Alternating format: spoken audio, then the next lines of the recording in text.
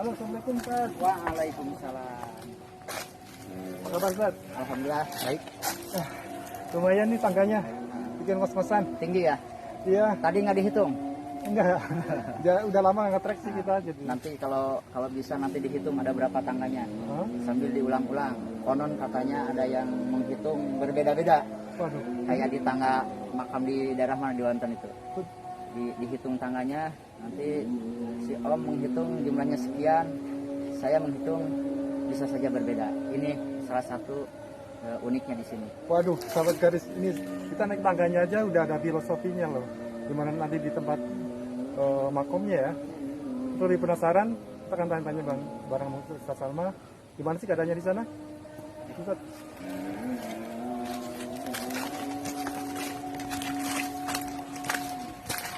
Datarannya ini ya, rendah.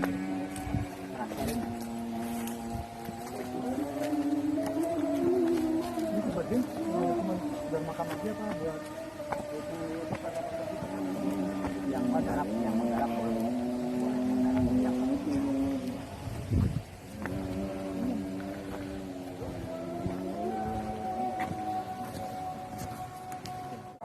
jadi ini salah satu keunikan ya Desa Banjarwangi adalah memiliki banyak tempat-tempat atau situs sejarah Bang di sini. Di antaranya adalah ini makam yang sering orang menyebutkan makam Mbah Panjang. Banyak peziarah dari luar Banjarwangi, luar Kabupaten Bogor yang datang berkunjung berziarah ke sini. Rasanya nih, Mbah Panjang itu apa yang dimaksud panjang apanya gitu? Kalau secara nama saya juga sering bertanya kepada yang lain yang sudah sepuh di sini, itu nggak ada yang memberikan nama yang versi pasti ya. Jadi memang ada yang berversi-versi, cuman mungkin karena makam keramat ini bentuknya panjang, jadi sering orang banyak yang menyebutkan makam Mbah Panjang. Nah ini lokasi makamnya.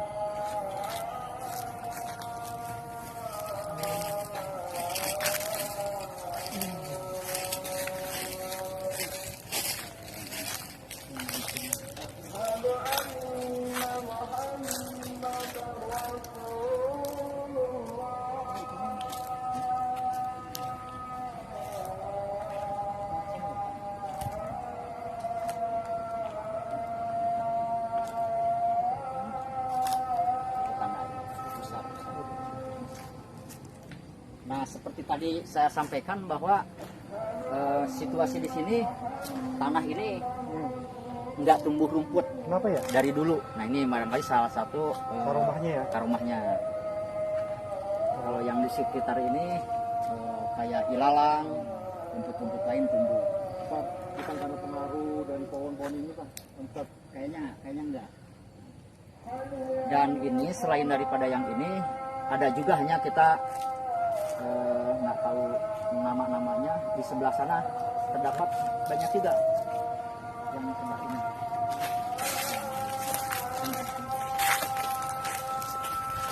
Kita lihat dengan tanda-tanda ini. Itu masih ikut Ini dari di sana atau pengikut atau bagaimana ini?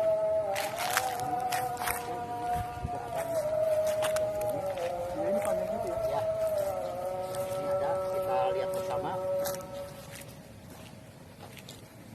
Ini panjang tapi lebih panjang Lebih panjang dari yang sana.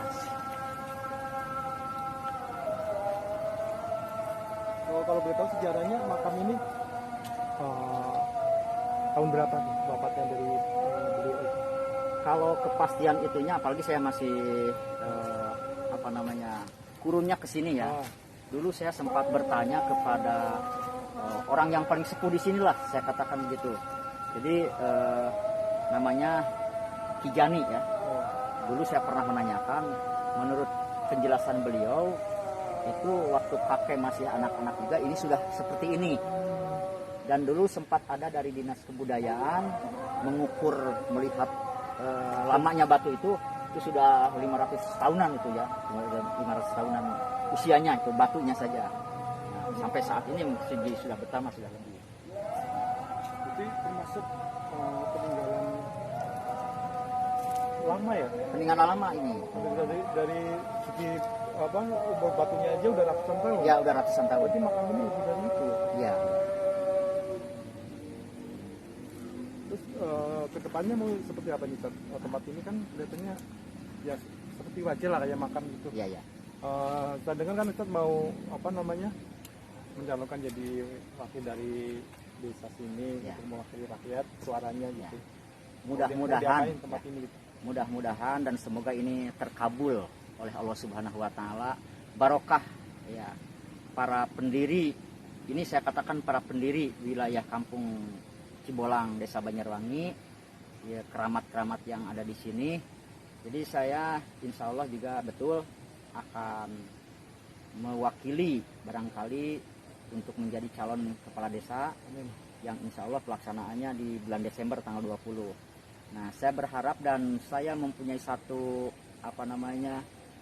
satu program cita-cita bahwa Banjarwangi ini tempat bersejarah ternyata.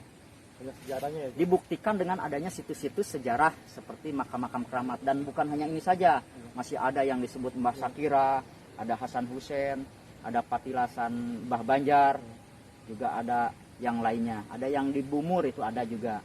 Nah, saya berharap ini situs-situs sejarah ini harus diangkat, harus dilestarikan, harus dibudidayakan, harus dijaga dan dirawat. Dan lebih ramai lagi orang ke depan yang berziarah, berkunjung ke sini. Nah, sisi-sisi lainnya tentunya ketika ini ramai, saya kira sisi faktor ekonomi pun akan mengangkat ekonomi masyarakat. Barangkali itu diantaranya yang ingin saya angkat, masalah sejarah yang ada di Banjarwangi, Bang.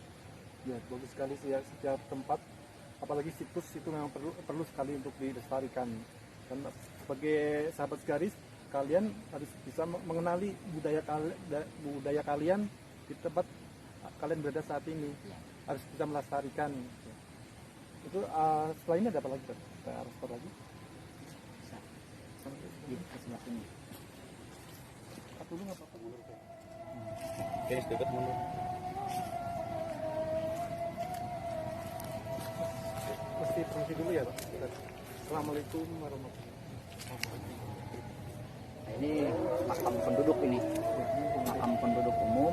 Nanti yang makam keramatnya ada di sebelah sana di depan, beberapa meter dari sini.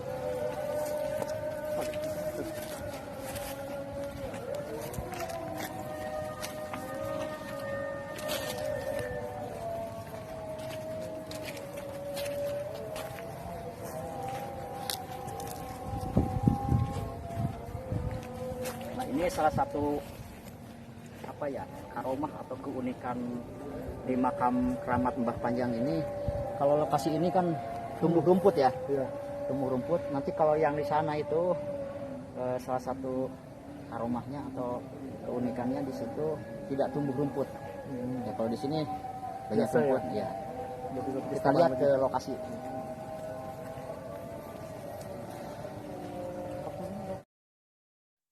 Terus ini ada jurang, apalagi historinya dari tempat ini, Pak?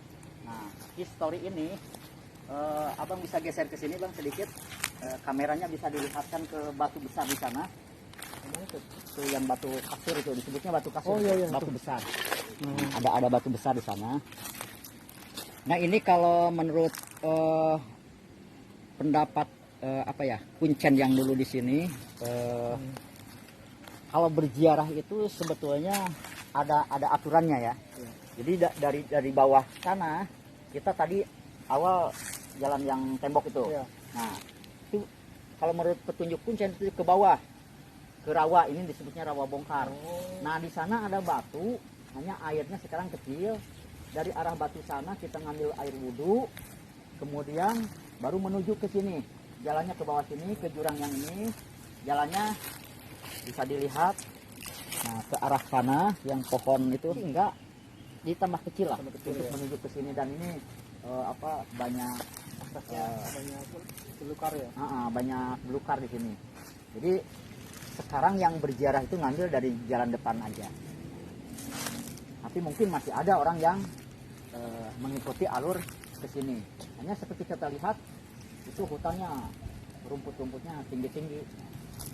Ini Satu lagi Ustaz, bagi para peziarah nih, lebih enaknya kalau kesini tuh hubungin siapa biar ada itunya. Kalau saya di sini yang saya tahu dulu itu ada, saya katakan kuncennya lah, ya, kunci gitu juru ya. kuncinya lah. Kalau yang saya tahu di sini ada almarhum Mbah Ii, Oh baik. Mbah Ii di RT 1. Nah sekarang itu ada anaknya, Bapak Agus Salim, ya anaknya.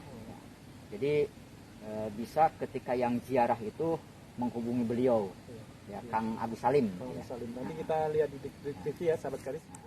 Ya.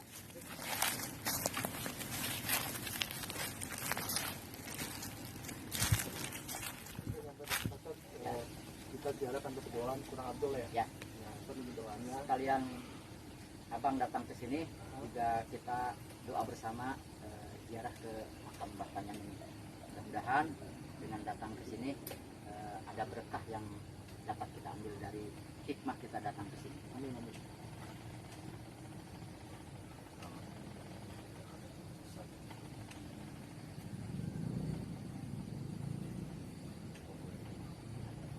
Al-Fatihah. Alhamdulillah. Alhamdulillah.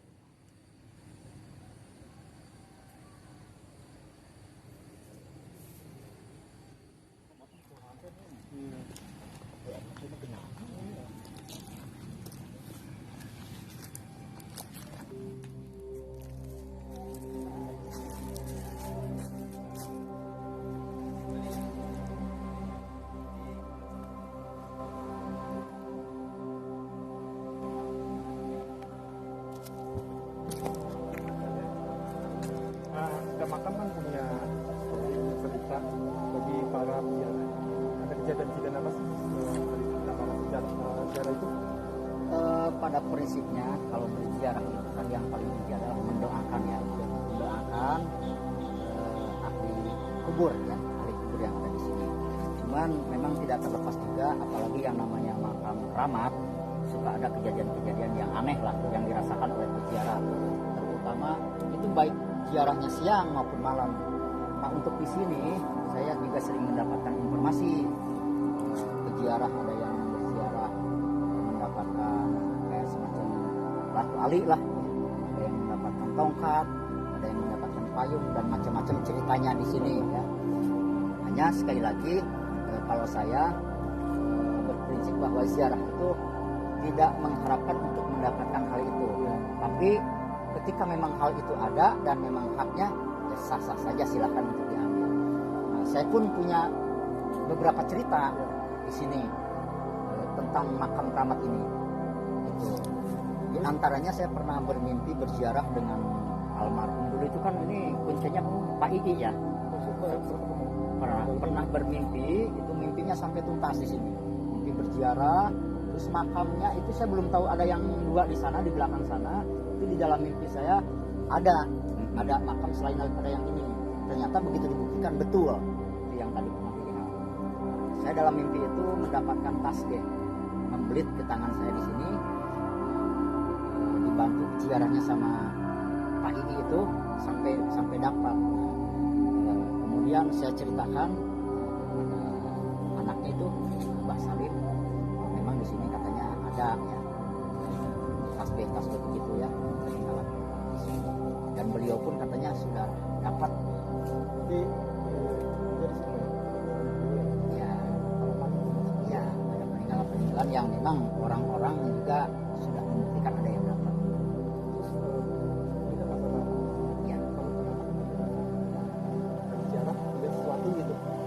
Kalau saya pribadi pengalaman ya, pengalaman pribadi saya sempat ziarah pada malam hari waktu itu, malam Jumat.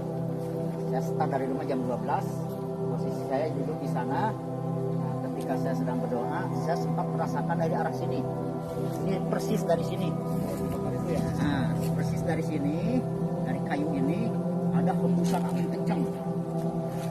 Ini saya berjarak 3 orang waktu itu dengan Ustaz Ahmad Belani, dengan Ustaz Jojel, dengan Mang Misna pada waktu itu.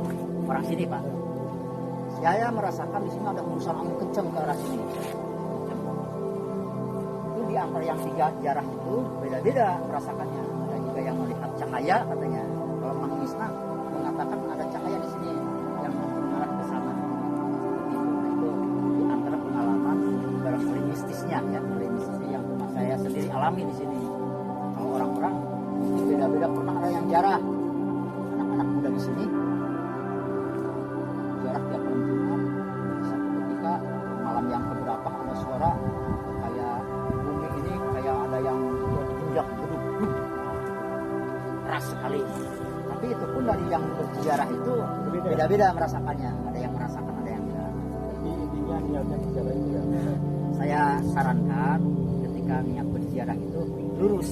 Yang paling utama lurus, artinya mendoakan yang ahli kuburnya saja. Ketika ada yang lain-lain, ketika kita niatan lurus, insya Allah tidak akan terjadi apa-apa. Ustaz ini kan mau menyalakan sebagai aparat desa. Bisa ngeliat sendiri nih dari bangunannya Iya, kurang terawat itu. Sekarang itu programnya ke depan seperti apa?